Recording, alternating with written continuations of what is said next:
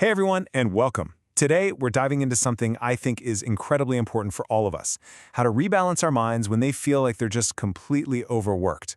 We're going to get into the science of why we feel so fried, and even better, how we can actually start to rewire our brains for some real, genuine peace.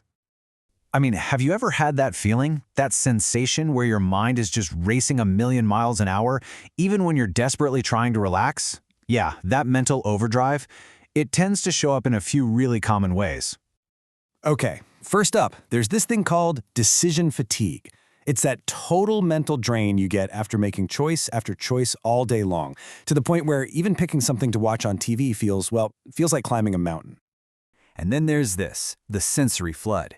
This is when all the noise, the lights, the endless notifications from your phone, it all just becomes way too much. It leaves you feeling completely and utterly overwhelmed.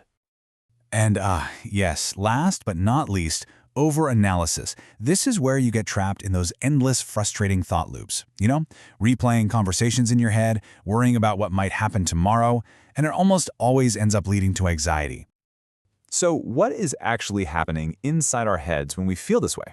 Well, the good news is science gives us a kind of map to understand it all. Let's imagine our brain's key regions as different characters in a story, each with a very specific job to do. This table gives us a fantastic snapshot of our main characters. You've got the frontal lobe, which is like our watchtower for making decisions. There's the parietal lobe, the garden, where our self-awareness grows. Then the occipital lobe, our sanctuary for rest. And finally the thalamus, the heart gate that's supposed to filter everything coming in. Understanding their roles, that's the key to everything. You see that feeling of being overwhelmed? It's not random. It's just a sign that these different regions are out of balance. Think of it like your brain is overheating. So let's look at 4 really common signals that tell us this is happening. Signal number 1 is when your brain's watchtower, that's your frontal lobe, is on constant high alert. It's just working way too hard. So when that frontal lobe is overactive, we're basically in threat detection mode 24/7, constantly scanning for what could go wrong. And that leads directly to overanalysis and that decision fatigue we talked about. But a balanced frontal lobe, that allows for calm, wise planning, and real emotional regulation. All right, signal number 2 of an imbalance is when the heart gate, your thalamus, is basically left wide open. Remember, this is your brain's filter system, and it can get totally swamped.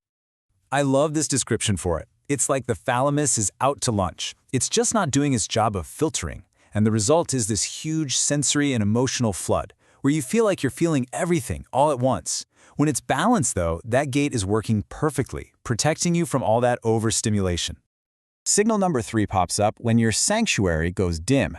This is when your brain has a really tough time shifting from that state of work and analysis into a state of genuine deep rest. You know that feeling, right? You get home from work and you feel like your brain is just stuck on. Well, that's a sign your occipital lobe is underactive. When it's properly activated, you can easily shift into that state of internal rest. This gives you access to those wonderful, calming alpha waves, which are absolutely crucial for finding peace. And our 4th and final signal is this really interesting idea, a brain that's become lopsided. This is all about an imbalance, or an asymmetry between the left and right halves of your brain. So, when the logical, analytical left side of our brain starts working way harder than the creative, intuitive right side, we get stuck in overthinking. It creates this intense focus on external threats and, you guessed it, can lead straight to anxiety. A balanced brain, on the other hand, integrates both sides, which leads to a much more stable and flexible emotional state. Okay, so we've identified the problems, we see the signals, but here's the best part, the most hopeful part of this whole thing. You are not stuck like this. Thanks to the absolutely incredible science of neuroplasticity, you have the power to change these patterns. Neuroplasticity.